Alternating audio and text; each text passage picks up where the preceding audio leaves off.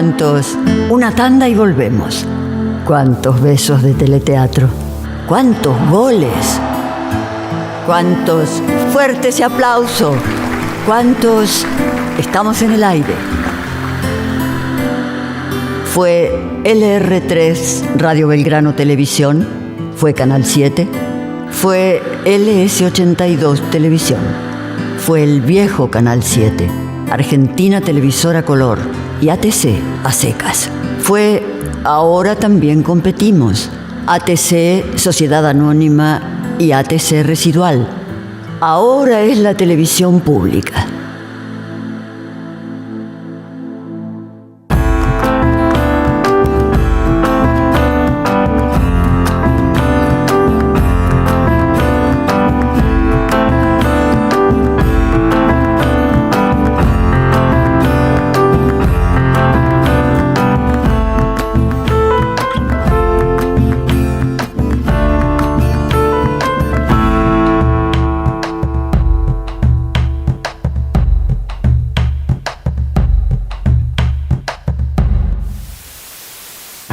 A vos, a mí, a todos, a todas.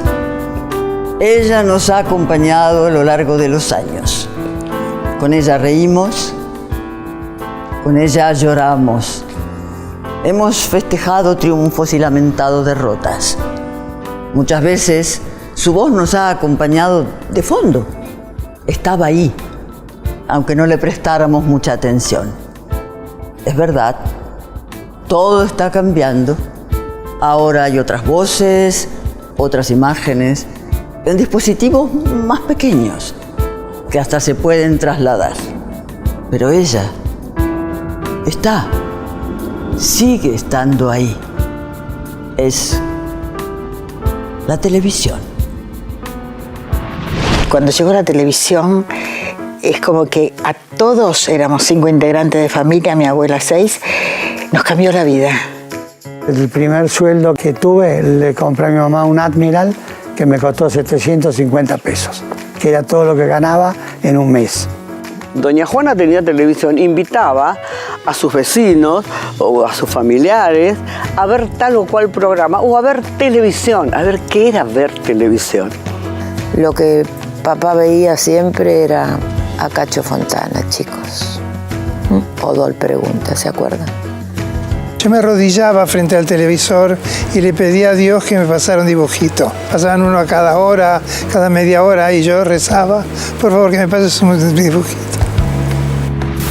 La televisión pública, nuestro canal de bandera, genera ideas y debates. ¿Es estatal o gubernamental? ¿Es comercial o cultural? ¿Es educativa o de entretenimiento? ¿Depende del rating o no necesita de las mediciones? Lo concreto es que la televisión pública es el primer canal de la Argentina.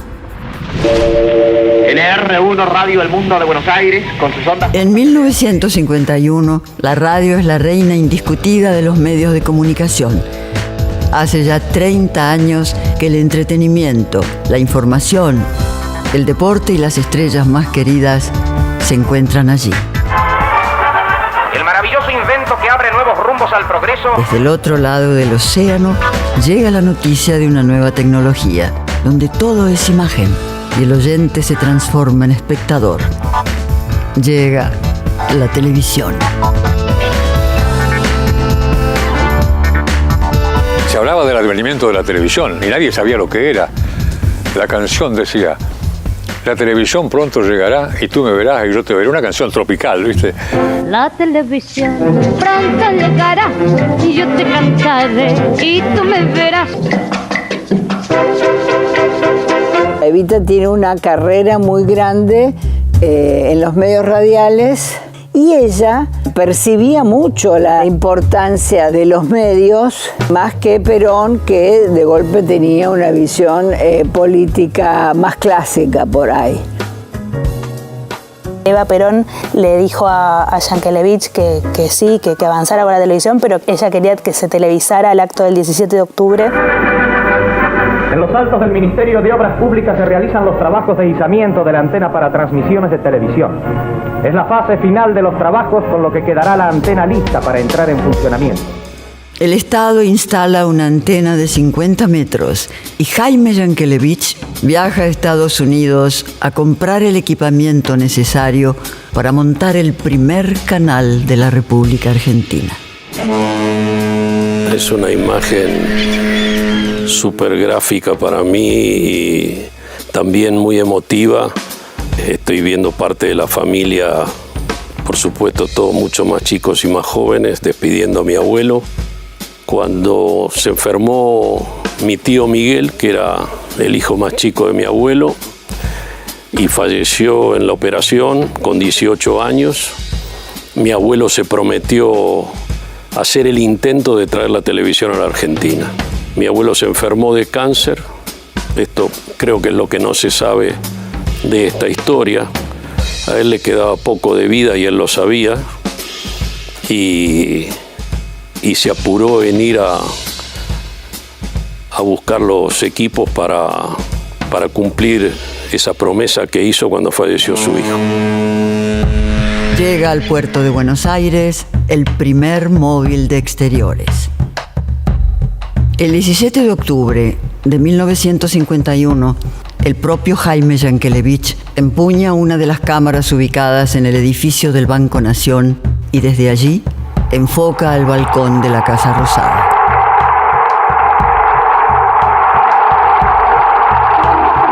Nadie hubiese podido impedirme que viniese.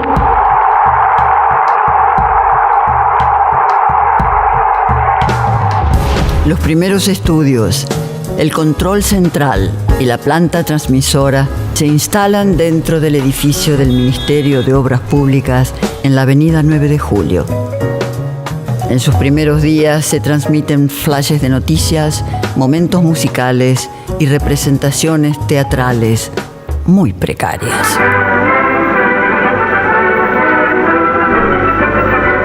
Hasta los años 60 no hubo videotape, o sea, no hubo posibilidad de grabar esas imágenes. Entonces, todo lo que se hizo en televisión en esos años no se sabe.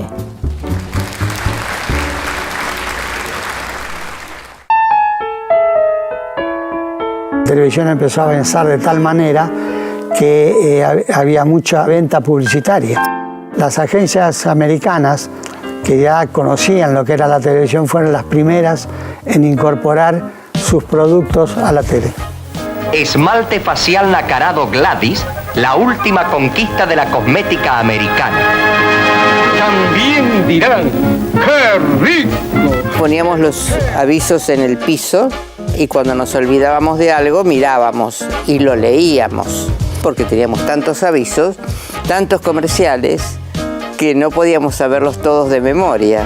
Me acuerdo de las publicidades que hacían, que tenían el texto en la mano hasta el último segundo, que le decían aire y tiraban el papel abajo de la cámara y hacían su comercial. Me acuerdo mucho de Nelly Prince, me acuerdo mucho de el Negro Brizuela Méndez. Mi mamá y el Negro Brizuela Méndez hacían unos avisos de una mueblería en la que ellos se disfrazaban, una vez estaban de romanos, otra vez de españoles, otra vez y cantaban, y el negro siempre se olvidaba la letra y mamá tenía que rescatarlo. Eso era también muy espontáneo. Sí, porque la Mundial en liquida, arrasando con todos los precios altos. Los locutores eran los monstruos sagrados de la televisión. Le hace Pinky, Cacho Fontana, el Negro Brizuela, las grandes figuras de aquella época, ¿no? Como eran todos locutores de radio, cuando les acercaban el boom, dicen que los locutores salían así, mirando para arriba. Tenían el vicio, ¿no?, de tener la voz, el enfocado al micrófono. Me decía, los giles de la radio no se quieren pintar la cara, porque no se querían maquillar. Dice, yo me pinté la cara, a pesar de que soy negrito, ya me pinté la cara y me va muy bien. Y a ellos no les va tan bien ahora. Las estrellas de la radio y del teatro miran con desconfianza a la televisión. Se paga muy poco y todavía no hay audiencia. Comienza el ciclo de moda de Jean Cartier. las recetas de Doña Petrona, las transmisiones de magia, de música clásica y hasta un concurso de belleza auspiciado por la marca Sunlight. Todo en vivo, sin red. Gracias, amigo. Muy buenas tardes. La firma que auspicia estos programas, Fernando Cruz y Cruz, se complace en presentarles felices y agradables hechos comunes de la vida diaria que merecen el premio y el estímulo que despiertan los hombres honrados. Aquí tenemos uno de ellos. Un aplauso para el programa. Había algo familiar, había algo casi hogareño, digamos, en ese mundo de técnicos y de actores y de locutores y de directores, de cámaras. Ana María, por favor, les pasa los ingredientes. La Petrona tenía en su casa un, digamos, laboratorio, donde tenía su mesa, su cocina, sus cosas. Entonces, eso mismo se copió y se armó la escenografía exactamente igual. ¿Ven cómo resultan las empanadas? Yo hacía un schedule junto con mi asistente para decir, bueno, aquí llegué hasta ahí, no llega más nada. Si va a meter esto en el plato, déme tiempo porque tengo que subir la cámara para que la grúa, que levantaba 2 metros solamente, viera el interior. El primer trabajo que hizo fue deshuesar un pollo. Las transmisiones televisivas son todo el tiempo prueba y error. Cuando se traba una cámara o se rompe un equipo, se transmite un episodio del Pájaro Loco.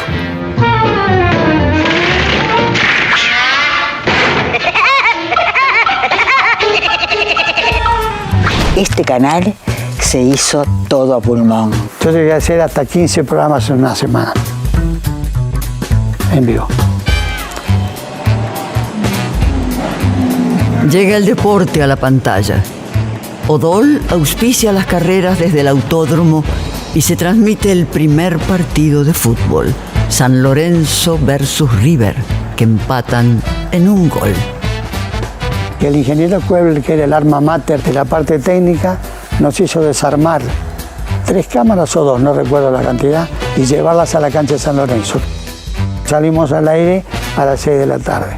Esa fue la primera vez que no había móvil, después llegó el móvil. No recuerdo haber visto imágenes de ese partido, pero sí recuerdo, después de haber revisado muchas imágenes, partidos que no llegaron a ser televisados, porque en realidad las cámaras se ubicaban a través de los fotógrafos, que eran sus portadores, detrás de los arcos, en el mismo nivel. Es decir, no se tomaban imágenes desde arriba porque no había forma de entregar detalles tomando imágenes desde arriba. El canal se instala en el edificio de Radio Belgrano en Ayacucho y Posadas. Su auditorio se convierte en el estudio principal. Tuve 2 meses practicando con la gente americana que todavía estaba ahí y entrábamos a la mañana y salíamos a la noche. Todo a pulmón. La primera etapa fue del 51 al 53. Y ahí se inicia una etapa realmente de experimentación. Se desconocía, se hacía una televisión fotografiada de frente con 3 cámaras.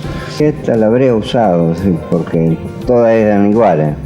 Cámara 1, cámara 2, cámara 3, cámara 4, quedaban películas dentro de un cajón. Ahí está. Acá tenemos el horticón. Aquí tenemos el movimiento que le daba a través de un aparatito que falta acá, para buscar el foco, y ahí se hacía, y se cambiaban los lentes. En 1954, el Palais de Glace se suma como anexo a los estudios centrales. Con su expansión, la televisión necesita actores, actrices y productores que participen de su programación, y sale a buscarlos a las salas de teatro. Mi papá fue director cuando el canal pasó al Palais de Glace.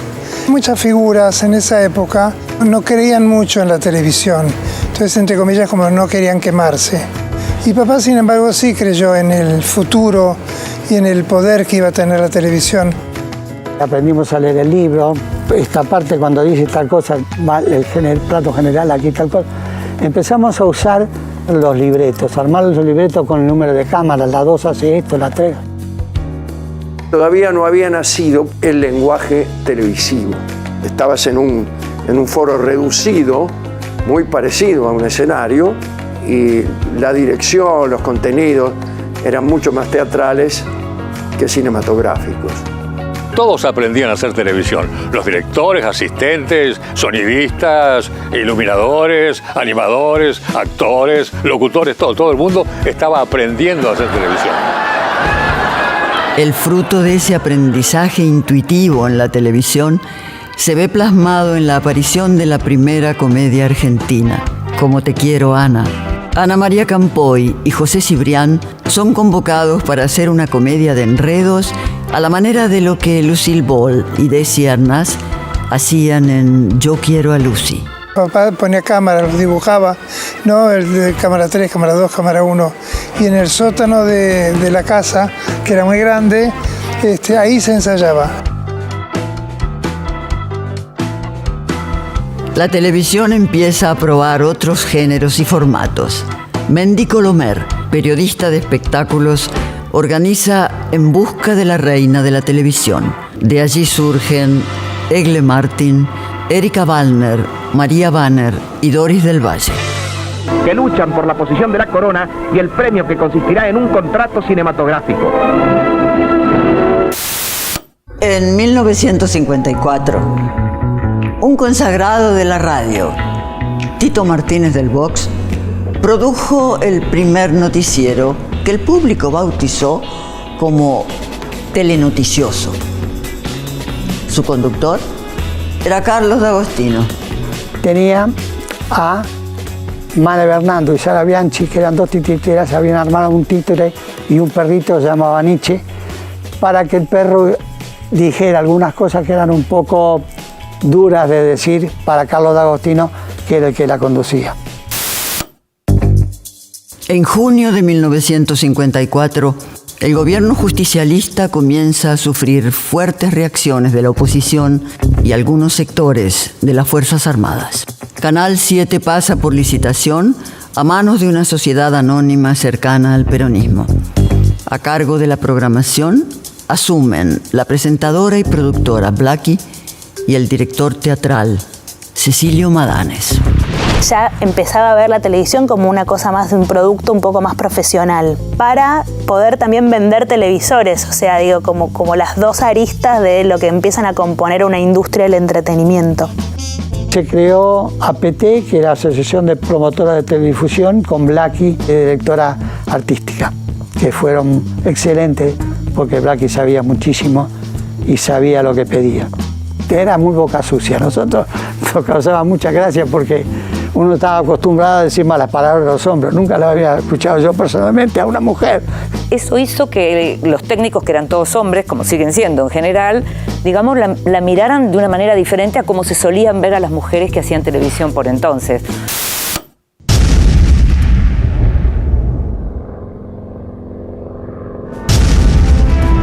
El 16 de junio de 1955, aviones de la Marina bombardean la Casa Rosada con el objetivo de derrocar al gobierno justicialista.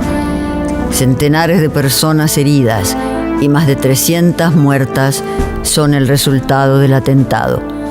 Pero no consiguieron matar a Perón, quien logró mantener el poder 3 meses más en circunstancias muy adversas.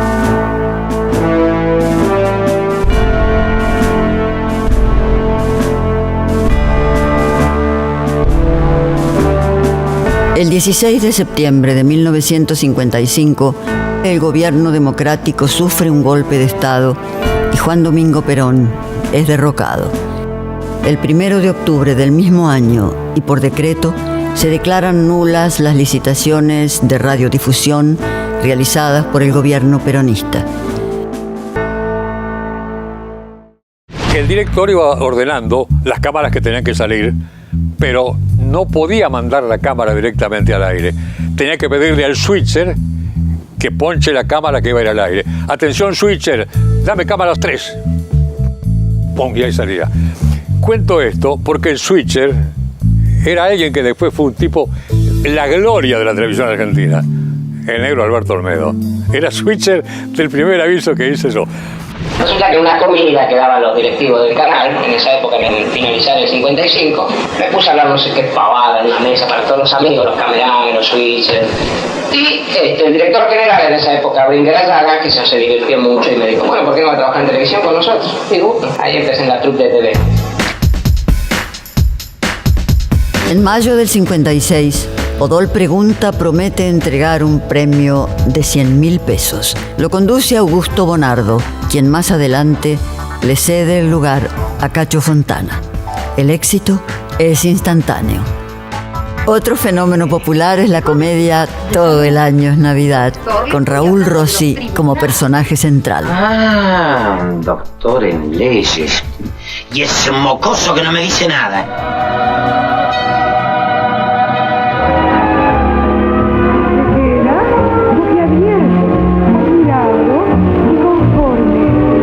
La primera locutora que era televisiva, que no venía a la radio, fue Pinky. Y la televisión en vivo, no existía el videotape. Entonces yo presentaba todos los grandes programas a las 9 de la noche, a las 10 de la noche, o los presentaba o hacía los avisos comerciales o hacía entrevistas todos los días. O tenía avisos, entre 9 y 11 tenía todas las marcas grandes. Yo a ella en casa no tengo la noción de haberla visto jamás. Cuando yo tuve noción de las cosas que pasaban y eso, ya fue con una Pinky estrella. Los años 50 fueron la época de oro del cine, de los teléfonos blancos y las grandes estrellas. La televisión pública, acompañando a esos éxitos, produjo ficciones que el público consumía con devoción. Las casas que tenían una tele se llenaban de parientes, vecinos, vecinas, y en las confiterías que tenían un televisor, la gente miraba la pantalla en absoluto silencio, como si de verdad estuvieran en una sala de teatro. Es el día de hoy que a mí la gente me recuerda cosas que yo no me acuerdo. Programas que realmente fueron tantos que me dice, ¿se acuerda aquel programa que hizo? Ah, digo yo, me dice, porque yo lo veía con mi abuelita, porque a mi abuela le gustaba no sé qué, entonces nos cuentan parte de su vida el público. Lo que ellos estaban viviendo mientras nos veían a nosotros. Era una invasión que hicimos a las casas del público. Y eso no tiene precio, es maravilloso. Al final de 1956, más de 100.000 familias compran un televisor. Tener tele era un signo de prestigio social. Hay un desarrollo industrial así de fabricar televisores, fabricar componentes, instalar las antenas, todo eso. Y también está muy fuerte el negocio de la reparación, porque los aparatos generalmente andaban más o menos. En 1957, el gobierno de Aramburu convoca a concurso público para la adjudicación de 10 licencias de televisión abierta para Capital y las provincias. Esta decisión política abre la puerta a la actividad privada. Aunque la ley prohíbe la participación de capitales extranjeros, los canales cierran acuerdos con cadenas norteamericanas y crean productoras que trabajan cautivas de cada canal.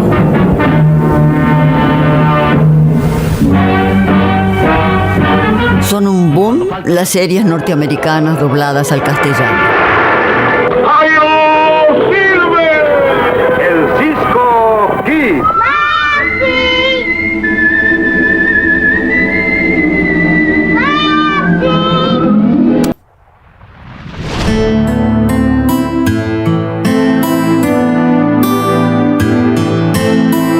El 1 de mayo de 1958 asume Arturo Frondizi, primer presidente electo desde el derrocamiento de Juan Domingo Perón. Canal 7 comienza a utilizar con mayor frecuencia su móvil de exteriores, transmitiendo eventos deportivos y obras de teatro. Cuando llegó el móvil fue un poco mal visto porque se creía que iba a sacar trabajo al teatro, al cine.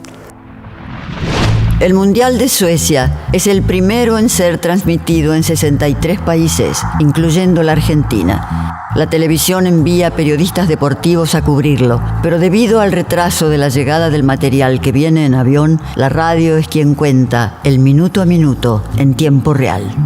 1958, en Suecia. Un milagro.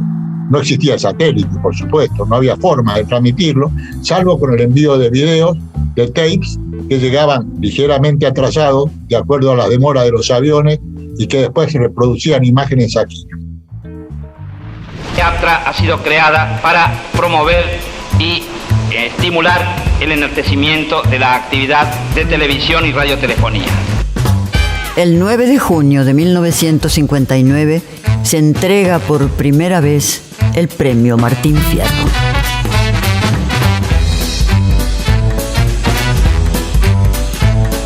Vos sabés que el primer Martín Fierro era una obra realizada por Perlotti. Vos no sabés lo que pesaba ese Martín Fierro. Estar parados en el escenario con ese socotroco así grande, que pesaba como 20 kilos o más. Y no dábamos más.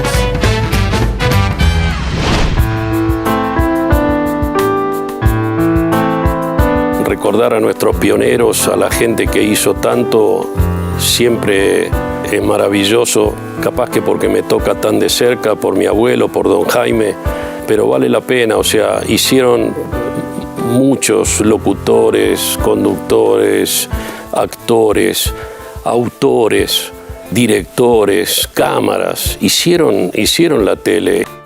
Hasta te diría, no me parece tanto, 70 años de la televisión. Sí, me parece hasta que es bastante joven.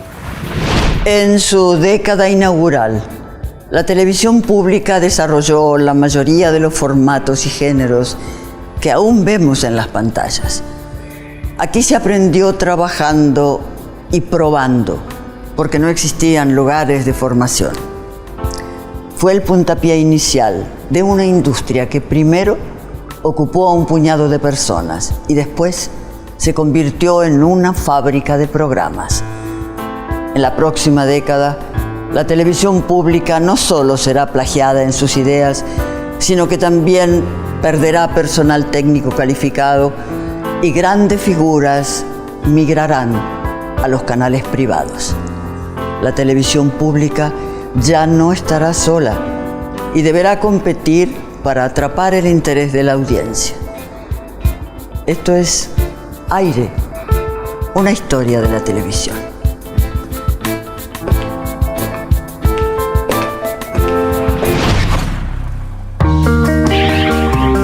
En la primera década de la tele nacieron una variedad enorme de formatos y géneros. Había teleteatros de suspenso, de la sonrisa, del romance, de aventuras y el recordado teleteatro a la hora del té. También historias de jóvenes y su novela semanal. El drama y la comedia llevaban la marca de sus actores. Estaba el teatro de Marco Zucker, el de Berta Singerman y el del gran Narciso Ibáñez Menta. Programas de concursos como Dol Pregunta, 1, 2, Nescafé y La Justa del Saber. Con la tele podías aprender a dibujar, a modelar, a hablar inglés, a jugar al bridge y hasta cómo discar los números telefónicos. La risa y el humor se encontraba en Tropicana Club, Petit Café, Telesolfas, el show de Andy Russell, la revista Dislocada o en los programas de Pablo Palitos, de Don Pelele, La Familia Gesa o de los 5 grandes del buen humor. Y el fútbol estrenó pantalla con un River San Lorenzo. Hagan cola con Refrescola.